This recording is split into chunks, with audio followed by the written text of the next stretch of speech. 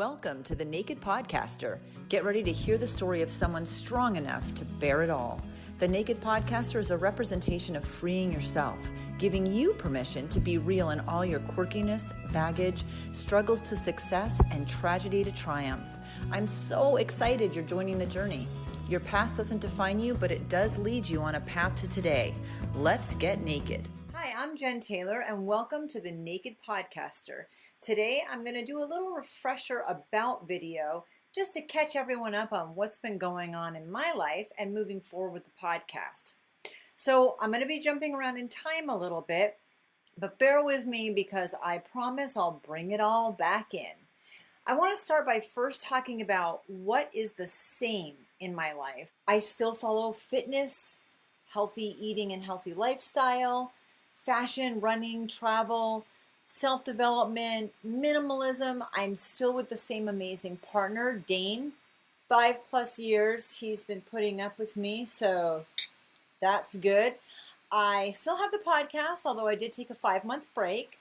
I'm still a public speaker, a blogger, runner. I believe in less stress and more adventures. I'm still a mom. So all those things are the same. There's a couple things that are different. One, I did take some self-development classes. I'll touch a little bit on that.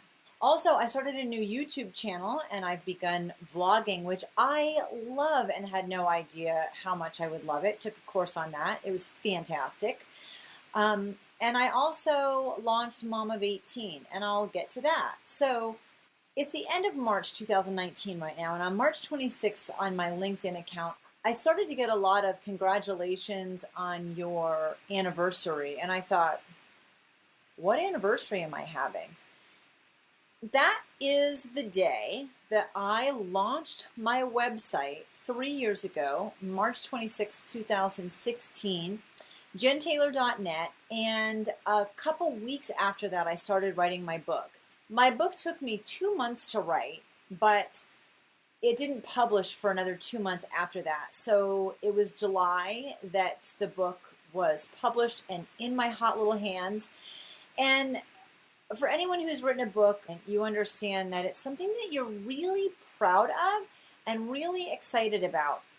Now, I launched jenntaylor.net because I also thought, well, what a great way to start a business as well. While I'm doing all this, I felt like a book needed a website, which I don't believe anymore. But because I thought the book needed a website, I also thought, well, I'll have a website. All of the skills that I have used in past jobs, I realized I could take those skills and do almost all of them, 98+% from home. So I launched being a virtual assistant, which is still what I do and still what I love. But it did take a while for that to really get up and running and to the point that I'm at now. So 4 months later, my book's published, 2016. I'm excited, and I'd heard a rumor that you've arrived when you have haters. I do, but I didn't expect them to be family members. And people will tell you that the haters are difficult, and I'm going to tell you that again, that the haters are difficult, but they're worth it.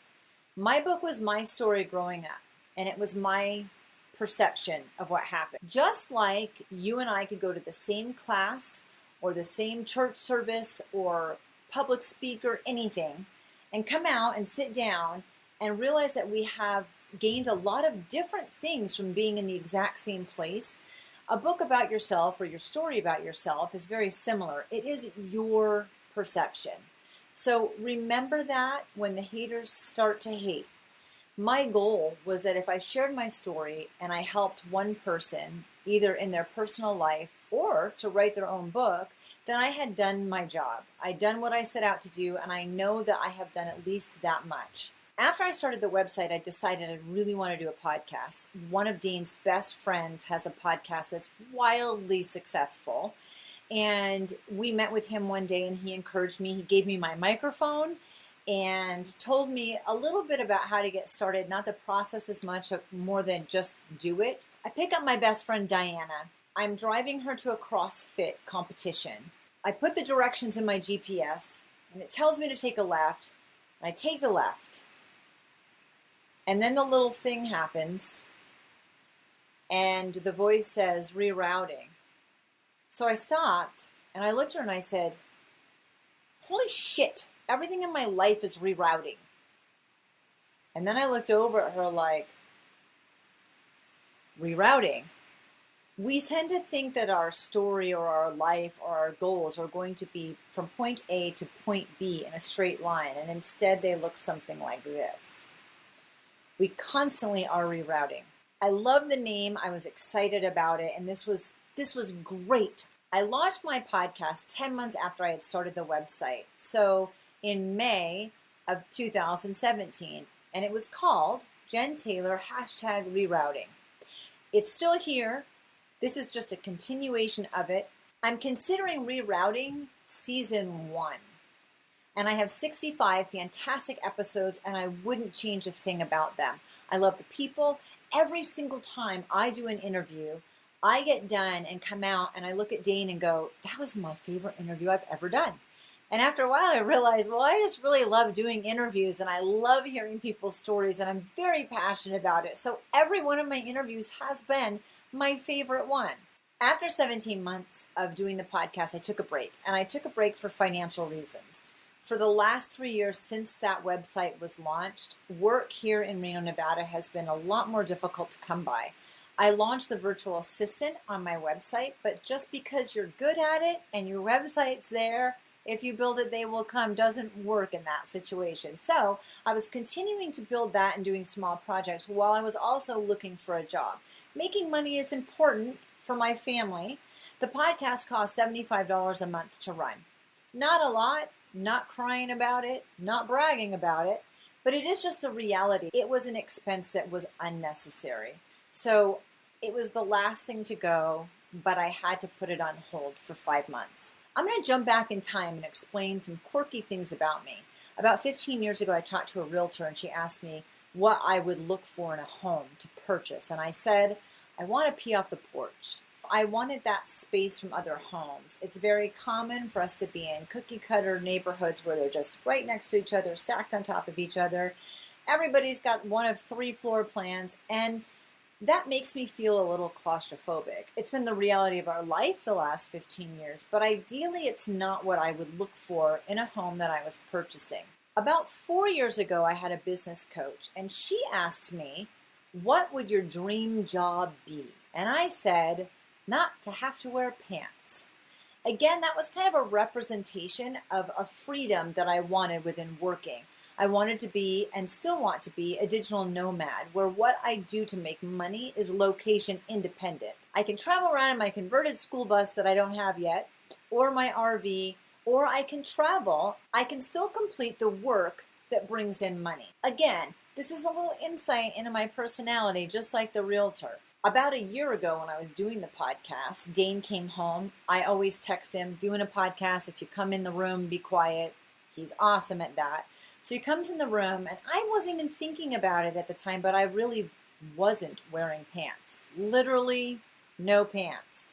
So he walks in, does a double take, okay, and later he's like, so you really don't wear pants when you work?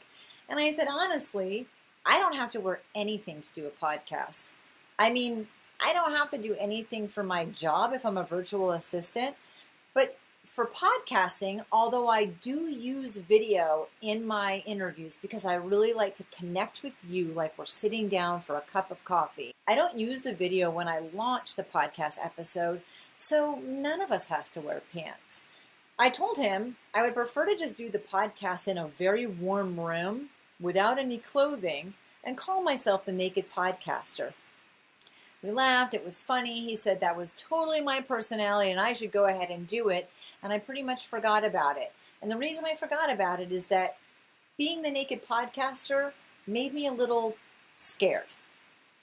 What would people think? What would my kids think? What would my family think? What would our friends think? Well, what would people think when I posted it on Facebook? Here I am, the Naked Podcaster. And I just put it on a back burner and didn't think about it anymore. Roughly 6 months ago, I took a self-development class. It was a branding class. It was the toughest class I've ever taken and one that gave me the most insight about myself that I've ever had. You'd think if you're branding your own website, you don't really need insight personally, but Bryn Bruner is my branding expert, and she's phenomenal. And yes, you do need personal insight. One of the activities that we had to do was to talk about quirky things about ourselves, like the realtor peeing off the porch or not wanting to wear pants for my job. And I wrote this list of stories down that I remember about myself. I don't like fireflies to be stuck in the jar. I like to see them out in the field. When I go into a public restroom, I don't like to lock the door. I'll hold it shut with my foot, or I'll leave it cracked a couple inches. Just weird stuff about myself that you don't usually think about and that people don't know about you until now. That's interesting and a little insightful. And in the end, she looked at me and she said, the word for all of those stories is freedom. I like a certain amount of freedom in what I'm doing, to be myself, to be creative, to think outside of the box, and to really just embrace feeling free about things. I want to live in a warm climate because I don't like cold weather, but I also think that a tank top, shorts, and flip-flops is the ideal outfit to wear on a daily basis. Again, Diana, my best friend, and I have a conversation around the same time, and she says, Jen, do you want to work on trying to make money, or do you want to work on something that you're passionate about? And I said, I've been working on a website for 2.5 years trying to make money, and it's not doing what I wanted it to do. Probably because of me, but still, I feel like it's a square peg in a round hole, and I don't want to do that anymore. I want to work on something I'm passionate about. So we started the discussion, what am I passionate about? The biggest thing I'm passionate about is my family. I am the mom of 18 kids, and momof18.com was born. Instead of always trying to put that on the side or have people not know about it, because the second people know that I'm the mom of 18 kids, that's where the conversation goes. Well, of course it does. Who in the world has 18 kids? I do. I could never get the conversation back on being a virtual assistant, or do you want to know more about my book, or would you like to be on the podcast?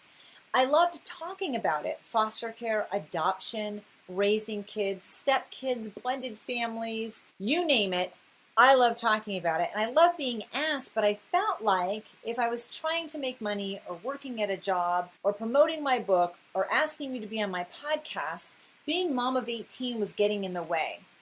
Instead of being frustrated by this, I decided to do what I should have done years ago and embraced it. Now, JennTaylor.net is not going anywhere. It still exists, and no matter how you look for me online, everything will forward to the same place. So I only have to maintain one website, but everything I've done, including my blog that I've had for 7.5 years and 909 blog posts, which is crazy, all of it is located in the same place, and I can manage it more easily, but I don't lose all the work I've done from the last 3 years or the last 7.5 years, all the writing that I've done. It's all still there.